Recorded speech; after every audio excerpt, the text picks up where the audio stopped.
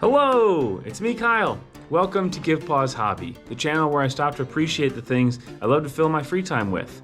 Last time we were here for this series, I talked about why I was in favor of going more towards this Hall of Fame model rather than a top 10 on an annual basis or whatever it may be. I think it's possible to have like a top 10 worker placement or top 10 deck builder, whatever. But I just chafed at the idea of every year having to come up with a top 10 list, because in my mind, it's really hard to, I don't know how to make all the games throughout my timeline play nicely. So that includes the new games that have just shot up to the top of my playlist.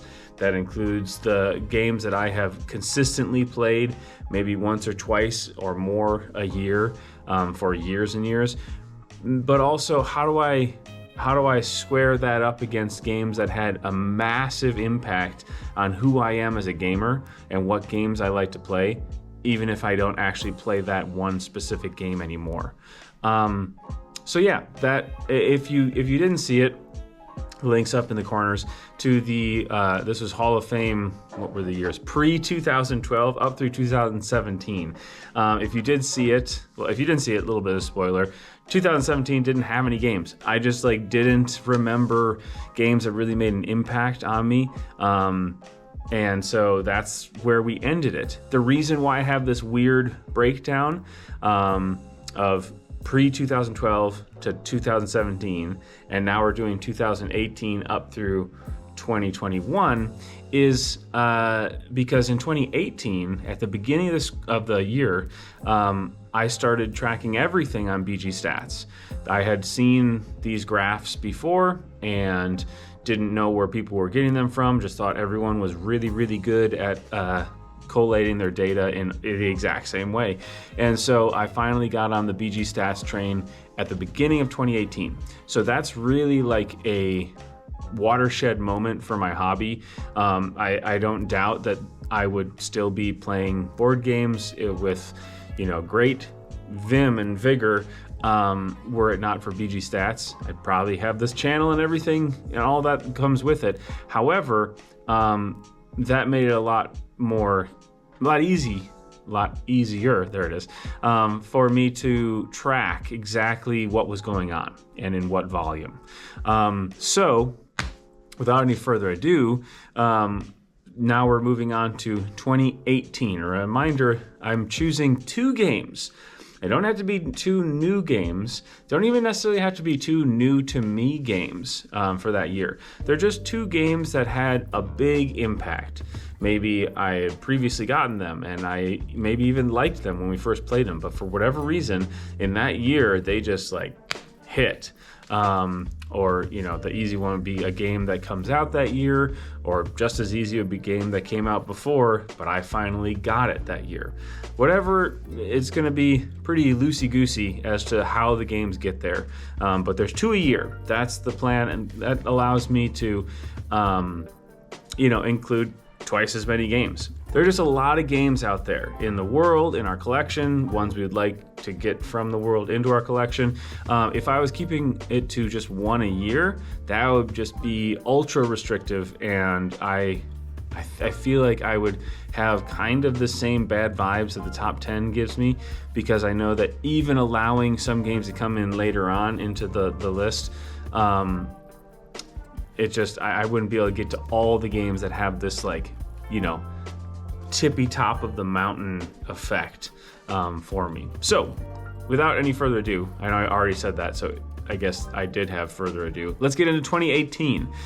This is going to start off with, an alibi. 2018, Mafia de Cuba. Now, I had previously talked about this game in my 10-game challenge the whole reason that I started thinking about top 10 list or something else, which became the Hall of Fame. Again, links up in the corners. I was inspired to make that video because I saw Max at Table Knots make his, and I just thought it was really interesting. And again, got the juices flowing, and here we are. Anyways, Mafia de Cuba made that list because for a long time I have maintained that it was my like absolute killer app when it came to social deduction game. I just thought there was no better game in my experience, the games that I've played, and largely because you get to choose, at least to a certain degree, what role you're playing. When the box comes around, you're choosing, are you stealing diamonds? Are you a loyal henchman? Are you the driver? Are you the cleaner? And you take either diamonds or poker chips, or if there's nothing left, you're just a street urchin and you're cheering for the thieves. And that, I think that really is a compelling aspect of the game. I think that the ability to let people who just want to be a truth teller choose to be truth tellers is a positive thing. I think it also allows for those very same people to maybe turn it on its head and say, yeah, usually I'm like the truth teller, but this time I took 8 diamonds or whatever it is. And I think that still is a powerful mechanic in the game. That said, and this is still on the list because I'm trying in the future. I will put this out each year and I won't be able to retcon it. I mean, this is 5 years in the past now. And so it's not really fair for me to go back and say, actually, this game wasn't as impactful as it was. Because even though I made the list more recently than when it happened, this really was this enormous game for me back then. It was one of the first games that I followed the shut up, sit down, like recommends thing, and it absolutely hit when I got it. For the reasons that, I talked about. And that said, I recently played this game and it just like completely fell flat, at least to me. It seemed like the room was kind of enjoying it. We went on to play some other games, and I think they definitely seemed to be enjoying those more. But it just boiled down to who was better able to lie, which I know is social, like deduction games. Don't at me. Like that's a huge part of it. No matter what the game is or what the mechanics are, lying is a big part of it. However, it got to a point where it's like the same like situation where the first people all like hoovered up the chips, the poker chips, leaving the diamonds for some other people, and it just kind of we were just on the threshold of do you or don't you have the one joker, the one bottle of tequila. Because when you're below that, so we were just at the minimum player count, which I think is probably part of the reason this didn't go over as well. Because when it's a one strike policy, if you're below a certain threshold, if you make one mistake, match is over, and it forces you to feel as the Don like this just enormous weight on your shoulder. And so I don't know, maybe house ruling, just giving an extra one, even if you're not at that threshold, or just +1 joker, whatever the normal one is. I don't know. It just, I think. I firmly believe that the ability to choose the role, or at least like kind of choose the role, is a really big part, like going for Mafia de Cuba and any other game that allows you to do that. However, having played a number of other social deduction games, I talk about links in the corner, in my last for a while, State of the Hobby video, where I talk about games played over annual training, and we played quite a decent number of social deduction games. And I think a big determining factor on how those games play, how they're received, is how many levers of power you have to both prove that you're innocent and or affect the game state if you are not innocent and you're trying to get the game to the finish line. And in Mafia de Cuba, it has a lot of my first like thumbs up, which is choice of your roles. It doesn't have that many other options. I mean, obviously you can just cast aspersions on the other people around the table, and that's a game unto itself.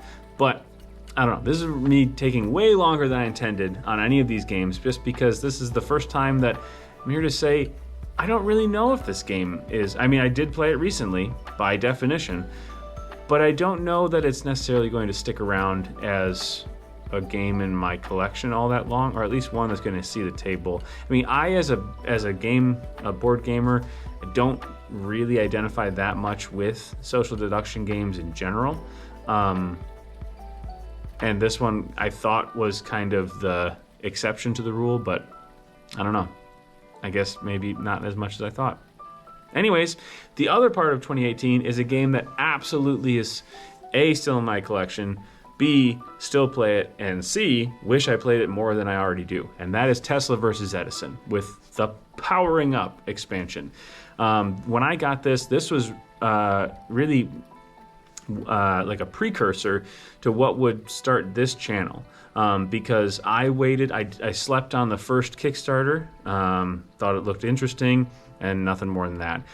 It wasn't until the follow-up Kickstarter for the Powering Up expansion where I got everything, because it just seemed so interesting to me. I mean, the original game already seemed interesting. I'd heard from people that the end game scoring was improved in the expansion, and I would say it definitely has been, having retconned and played a base game version, even though I have the expansion.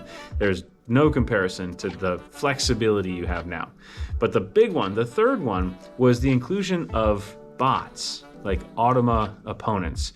And I just thought that was a really interesting thing. It was the first game that I owned that had like really robust, not just like a spoiler roll or a simple little thing where you take up a space with a robot. Like, these were actually for each scientist two, front and back of a card that would, for each era, that would tell you exactly what they're going to do. And then through the Kickstarter, there were like 2 other versions. So there's like 4 different settings for every one of the inventors. You could choose 4 different programming modes for them to be like a robot to play along with you. And when I got it, I mean, it was a bear to learn. And up here in the corners, you'll see a video I made for my own player aid that I posted, because it's one of those games that never collates its rule books. You just have to have all of them available. So you'd have the base game, you would have the expansion, which adjusts or adds rules onto the base game, and then you would also have the AI. And it was just too much. And so even in my player aid, which did its best to boil things down and clarify, it's still dense. So it's a dense game to learn, to table. It takes a little bit of setup and tear down, and to teach. It's a little bit of a bear, but it's so cool. It's so fun to be able to just like push your glass up as high as possible, work the technology tracks, get patents on things so other people have to pay you money, take the technology that you're building and bring electricity to the cities around America. The theme is great, the production is great, the graphic layout of it, the color choices, everything, that's great. The mechanics are great. The tension is really fantastic. Like, hoping that the other person just stays away from that city you're really looking forward to, or just gunning up 2 levels on the light bulb so you can just thumb your nose in the face of all the other inventors and just watch them cry about it. It's such a fantastic game. I love it so very much. It's definitely still in the collection, and definitely it continues to earn its right to be there. All right, 2019. This also falls into the little game, big game kind of concept. So I'll start with the little game again, and that would be Codenames. Now, the first time I played Codenames, once we wrapped our mind around the whole, like, you can, if you get a question right, you can ask another one, or you can like guess another one as to why that would exist. And the reason is, like, as the game goes on, when you miss a question, later on, you might be like, I'm an idiot. It's this, not the thing that I said. And it's a way for you to catch back up, as opposed to just like permanently being penalized for being dumb back then. Like, being smart now allows you to overtake being dumb back then. Or you could, if you're dumb now as well as back then, it could like seal your fate, and you could get points to other players. You could I'm getting ahead of myself. Codenames is great. Team-based, like, party game. I mean, as many people as you can get, and trying to guess, which words in the grid are your teams. Knowing that there are some that are the other teams, there are some that are neutral, and there is one that is like the poison pill. And if anybody guesses that one, boom, match is over, and the other team wins. So you have to say one word and the number. So like green 4, and hopefully the other people on your team know which 4 words you think are associated with the word green. Now, I love Codenames, immediately loved it. I still love it, still play it every so often. However, Codenames Pictures, a little bit of an edit to 2019 Kyle's inclusion of this game. Codename Pictures has entirely replaced original Codenames. I have sold original Codenames. We have Codenames Duel, which we just keep in Codenames Pictures. We have one box. We used to have all 3, but now we just have one box because when we play Codenames Duels, we still use the pictures. And that's just a personal preference thing. I think that the pictures they provide a lot more options for you to make interesting connections. The words sometimes just seems like there aren't things you can connect, and I guess sometimes the pictures too, but more often with the words. Codenames, absolutely 2 thumbs up game, still in the collection. Well, Codenames Pictures and Duel, not the original, still in the collection, and still absolutely will continue to see play. So the other big one at 2019 is one where we went along with the hype of the moment, and I went back and forth on pre-ordering, do I, don't I, and I decided yes, we're going to, and that was a great decision because that was Wingspan. And as soon as that thing hit our doorstep and we felt the linen rule book, and we looked at the eggs and put the tree house together, or the birdhouse together, that it just like lit our brains on fire, and we played so many games of Wingspan. We have since purchased the European expansion, the purple one with the owl on it. We don't have the Oceania, so we don't have like the nectar tokens or any of that stuff. At a certain point, we definitely should, because we love the game enough. And as much as like the game is just like wild, like just what comes out of the deck, I think, to me, that's part of the fun. To other people, they might want to know, if you have like 2 of the ravens, there are only a certain number of other ones in there. Like, no, I want it to be bonkers. And if you watched the State of the Hobby video, you'll know I was a huge fan of new Avernus for that very reason. Like, the wildness in some games is great because it stops me from having unfair advantage. Now, if I was playing against people who were competitive and knowledgeable on the game and ready to bring that knowledge to bear, that would be a different story. I would probably want to have more intel as to what's coming out. But as it is, being the habitual table nanny and rules, teacher, there's just going to be things that I know about the game by reading the rule book, not by doing like extra research. Like, I might know there are a certain number of cards of each type. I might know that, what percentages of things, and other people wouldn't. So getting more cards in is a good thing. But anyways, Wingspan we haven't played we played like a month ago. So it's definitely still in the collection and still seeing play. I did one time teach it to 4 new players and me playing, which was a massive mistake. I shouldn't say that, because they did really enjoy it, and some went on to actually buy it themselves. So I guess we did a good enough job, but to my brain and my psyche, that was a mistake, because whoa, did that take longer than it needed to. But anyways, Wingspan took the plunge, got the game pre-ordered and absolutely made the right choice on that. So yeah. Moving on to 2020, a year of there are another little and big game kind of like dichotomy, but I'm gonna flip it around for a couple of reasons. First off, the big game that year is Root. Now, if you're keeping score at home, you know, whoa, Root didn't come out in 2020, and you're right. What came out in 2020 was the Underworld expansion, and what came out with the Underworld expansion were the Root bots.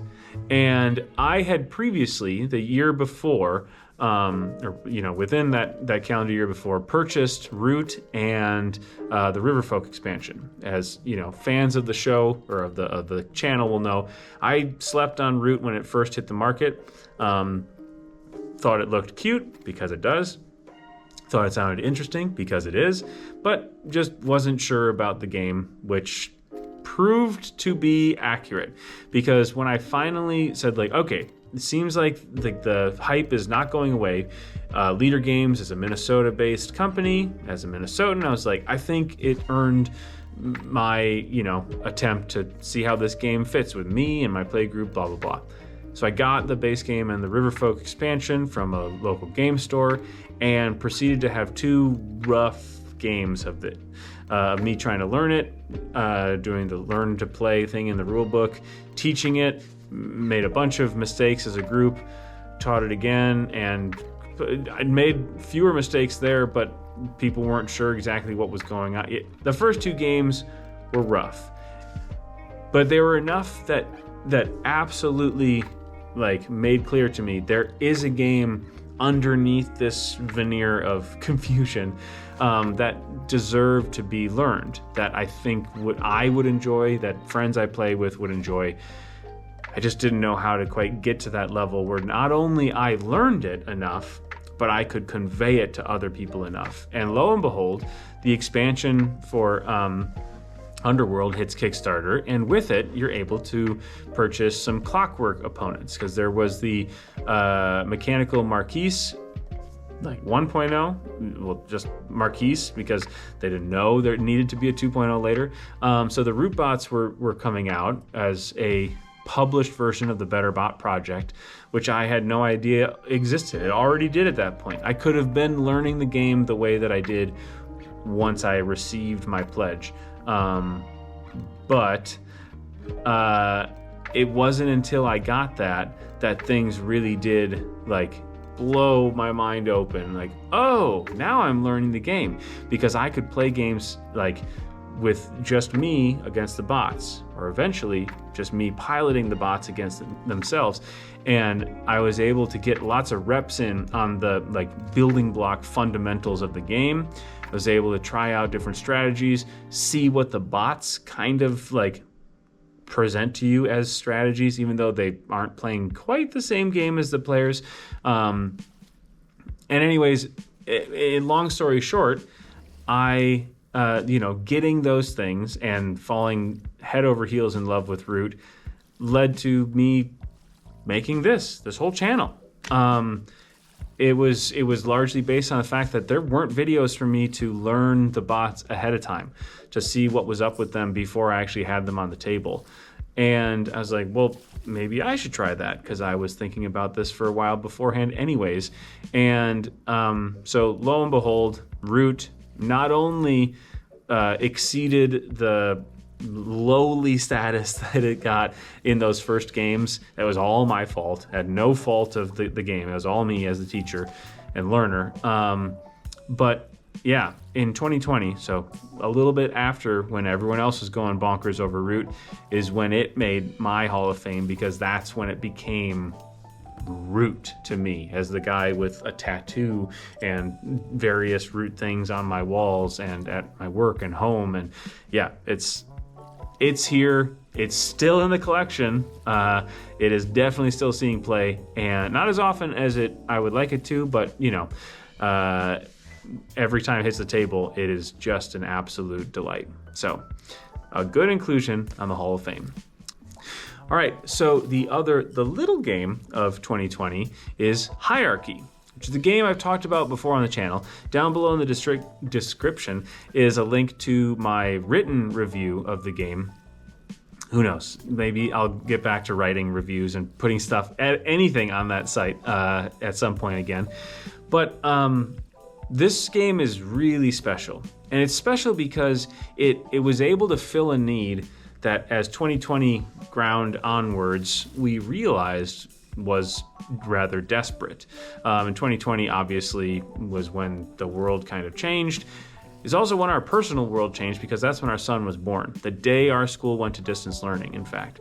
And so it was a wild, just like head-on collision of things we were expecting to be doing, friends and family rotating through the house, giving us hopefully breaks, seeing our child, and then none of that happening and being isolated. And it took its toll in a number of different ways. And one that other people, or maybe even us, might have thought as like, big deal. But turned out to be a bigger deal than we ever would have imagined, was the toll it took on our board gaming habit or hobby. Because my wife and I, some nights we are happy to do no board gaming and just watch something on Netflix, or do model painting and embroidery, or just go to bed early because we're tired. But a lot of the time, sometimes heavy games, sometimes light games, long, short, whatever. When the kids are to bed, part of our resetting process is to put our mind through its paces and to play board game together. And given everything that was going on, that just dried up in terms of 2-player games. There are sometimes, I was busily making new content for this channel, and so playing solo games where I could beg, borrow, or steal time. But in terms of that end of the day capstone, play a game and then watch something together, just wasn't happening.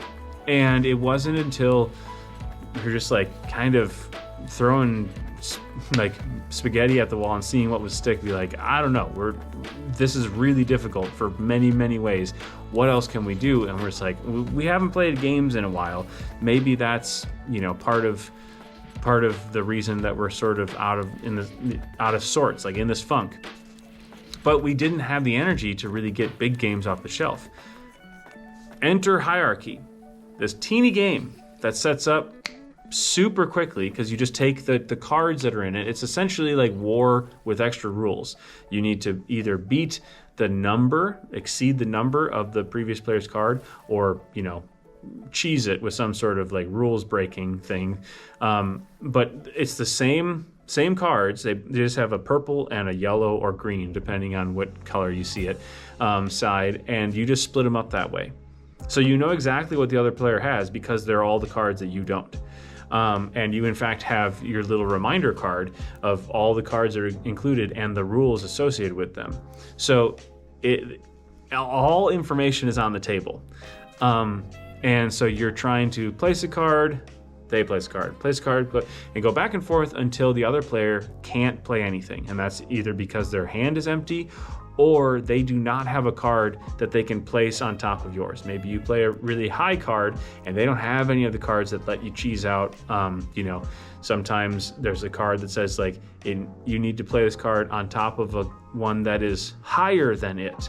And then the card that follows it has to be lower than the card. So it's things like that again, upend the rule system of just higher number is better. And it sets up super quick because you just take the cards, shuffle them, divide them in 2 piles, and you hand them out. End. The game plays super quick because there's, barely any cards in the game. And usually, as soon as we finished, even in that state, not all the time, sometimes we play one game, 5 minutes, and be that was fun. And then we're ready for something else. But almost every time it's all right, let's do another one. Let's do a best of 3, best of 5. And that game, I won't go any further into detail now because I went into detail in the written review. That game, I cannot overstate the positive impact it had on Kate and my mental health during 2020. I have given that game as a present. We have played it many times. We played it so many times that currently I don't know where our copy is, because I put it somewhere, I think inside another game to like save space to go to a date night or something, and eventually it's going to drive me crazy because I need to know where that game is, because I need to know that I can play Hierarchy with Kate when we need a game to kickstart our hobby again, because it has happened since 2020 where we've just gotten into a slump because concert, season, or just kids are having bad bedtimes or whatever, and we're like, you know what, we could use a game. And there are a few games that are in this category, but there are no games that are as quick to the table and as brain burny and just like as Hierarchy, and that's why it absolutely earned its spot here. It's still in the collection somewhere, I just don't know where, and as soon as we find it, we will definitely play it again, because it is just an incredible delight, and I love it very much. There it is. All right, so that brings us to the last year for this video. Now, in the future, this length will not be the length of future Hall of Fame episodes. The third in this series is going to be just for 2022. So you'll get to see what I guess envision that looking like. This is the last of like the brain dump videos. So in 2021, I almost forgot what year we were talking about. I have two big ones. It breaks the hat trick of big and little games like these past ones have had. The two big games are Dune Imperium and Spirit Island.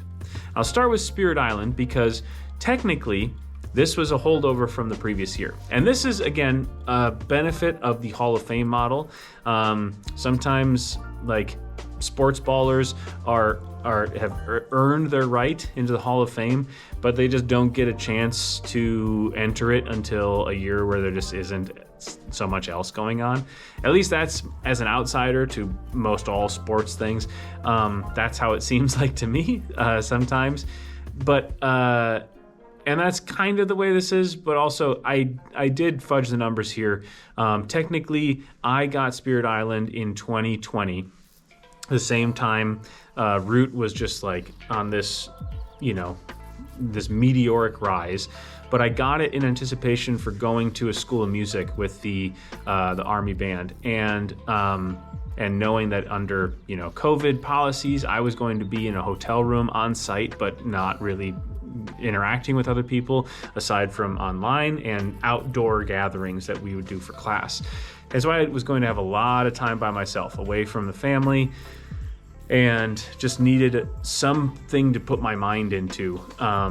And I didn't have a Switch at that point yet. That would have been the easy thing, but lucky for me, I didn't, because I finally gave in. I'm gonna be honest, the artwork is one of the major things that held me off of this game, which I've come to appreciate over time. Still not my favorite artwork, but the game underneath that artwork absolutely deserved the praise it was getting.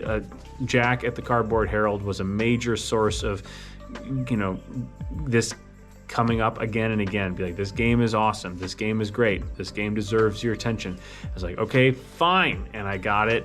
The base game, this is in 2020, and I immediately turned around and scrambled to find where I could get Branch and Claw, which was great because I loved the base game enough. But then getting the event deck in there, I know that for some people, the event deck, they're like, no, I need it to be deterministic. I don't want the event deck because that's just like madness, which is true. But to me, the event deck, the tokens, just to add to like the bananasness of the game, and just 2 more spirits and more cards is great. I have since gotten Jagged Earth. I have since just recently gotten in Nature Incarnate, and I did get the promo packs because there's another huge game that I completely slept on when it was first coming out. So I now own everything. I own everything for the game, and it's just incredible. Like everything that makes the different factions in Root so unique and interesting and worthy of putting thought and, intention into its different playstyle, but as a co-op game. Now that said, the vast majority of the games I've played of this have been solo, and by that I mean one spirit, one island solo. I have tried a couple of times doing multiple spirits, and I just don't enjoy it as much because it's just too much stuff that I'm juggling. I can do it, I just don't have a good time. And because it's not the same as piloting, 4 Root factions, or the Root bots, because that's just me going stream of consciousness through their operations, and I just make sure I don't make mistakes. If you want to be playing co-op Spirit Island the way it should be, as a co-op game, I'm not saying co-op is the way it should be, because I think the solo game is fantastic. But if you want to play co-op and maximize your benefit, you need to regularly be discussing like abilities that you're going to be able to streamline together. You're going to be able to like bump, set, spike as a team. And if I'm just focused on surviving, like remembering the different rules of the spirits I'm playing, I'm not going to be talking about, getting synergies between our abilities. So anyways, for me, solo is where it's been at, though the people I've introduced the game to have absolutely loved it, and I would love to play more of it. I just don't have the opportunity so far. But yeah, Spirit Island, I put it in here because even though it deserves to be in 2020, I couldn't not put Root in there, because 2020 for Root was when it like lit on fire and when it inspired me to start the channel. Like me taking the flight to the school I bought Spirit Island for was also when I was editing my first ever videos for the channel that were about Root. So I couldn't not put Root in 2020, and because of everything I said about hierarchy, I couldn't not put that in 2020 either. So here it is, Spirit Island 2021. Which brings us to the last game of this video, which is Dune Imperium, which is another game that I was kind of going back and forth on, more on the like yes side, but then some no's and yes, and then no and yeah, and sure enough, I went along and got this game pre-ordered, and the kids gave it to my wife for Christmas that year, and this was before the movie had come out, so I didn't know really how she would jive with that IP. Since then, I have tried and failed to read the books multiple times. She's never attempted to read Dune, not interested in it, but we both loved the movie. But at the time, I was like, well, she likes sci-fi stuff enough to not be turned off by it. But the main two things were she likes worker placement games and she likes deck building games, and this puts them together. And I still have not played Arnak, which was kind of like at the time, like these two games that just sort of came out of the ether with a lot of the same mechanics that were similar. Not the same, but similar. I still haven't played Arnak ever, but in terms of like that versus this, like Dune Imperium and Arnak, even without playing it, I just can't imagine that game hitting more of the dopamine centers in my and my wife's brain than it does. I mean, we have both Rise of Ix and Immortality, which are both fantastic. I think the board part of Rise of Ix is my favorite part. I like the technologies, but I'm not in love with them. I think the board of Immortality is fantastic, and the things that it adds there with the booger cubes. And it's just the most, it's just, when you put them all together, it's on a table, and we have a special a box like control, which becomes like table control from Etsy, which is just bananas good. My wife is so inspired by the game that she went and made for Father's Day like a little flask with like crystals in it to make it look kind of like spice, like a capture spice, because she's a major fan of first player tokens and she despises games that have like a not so good one. This one kind of has a not so good one. So that's our first player token. It's such a good game, and that is even I'm saying that even though I've only played it at solo against like the 2 bots and at 2 players, where we play House Rule Hagal, where it's like the 2-player game, you just have like a spoiler character. And I was like, well, why not just use the rules of the actual solo game so you can have 3 victory capable characters and one of them's just a robot. There are people in our play groups, various play groups I know would like this game, just haven't had the opportunity to play with them yet. So that said, even just playing it solo and 2-player, this game has infinitely earned its place on this list. It's obviously still in the collection. It obviously still sees play. It's just amazing. And that's 2021, which means that's the end of this video. 2022 will be its own self-contained year. And we'll see how long that exactly becomes. And then that'll be kind of the format moving forward.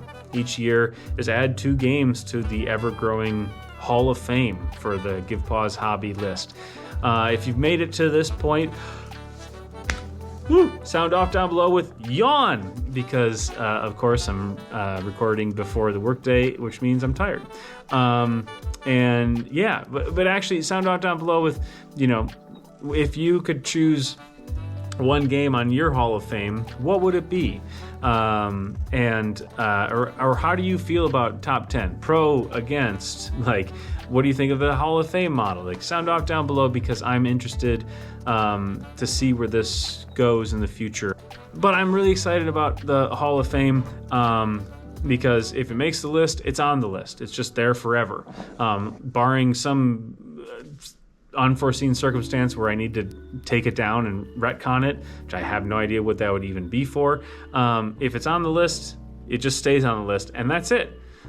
Which means I can look back on it as a historical document to say, like, wow, this game was really big this year and I don't even play it anymore, or I still play it, or that led to this, blah, blah, blah, which again, I know top 10 lists could be as well, as long as I keep track of them. But I just don't want to have to do the mental calisthenics of comparing past games with present games to forever games and what has earned its spot in the list, because ick.